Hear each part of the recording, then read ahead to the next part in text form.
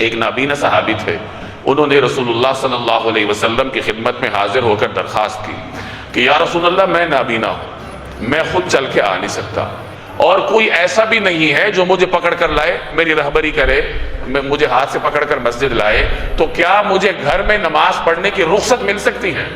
نہ میں آ سکتا ہوں نہ مجھے کوئی لانے والا ہے۔ تو آپ صلی اللہ علیہ وسلم نے فرمایا کہ ہاں تمہیں رخصت حاصل ہے، تم گھر میں پڑھ لو۔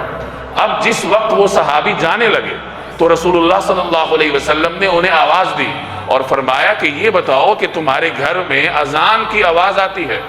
تو انہوں نے عرض کیا کہ یا رسول اللہ جی ہاں اذان کی آواز تو آتی ہے، حضرت بلال اذان دیتے تھے، ان کو اللہ نے بلند آواز عطا فرمائی تھی تو دور دور تک جاتی ہوگی۔ تو انہوں نے عرض کیا کہ یا رسول اللہ اذان کی آواز تو آتی ہے، تو آپ صلی اللہ علیہ وسلم نے فرمایا کہ پھر تمہیں رخصت نہیں ہے، پھر تمہیں مسجد آنا پڑے گا، یعنی انتظام کرنا پڑے گا کہ چاہے خود آؤ یا کسی کا بندوبست کرو جو تمہیں لے کر آئے، لیکن مسجد کی نماز سے تمہیں رخصت نہیں ہے۔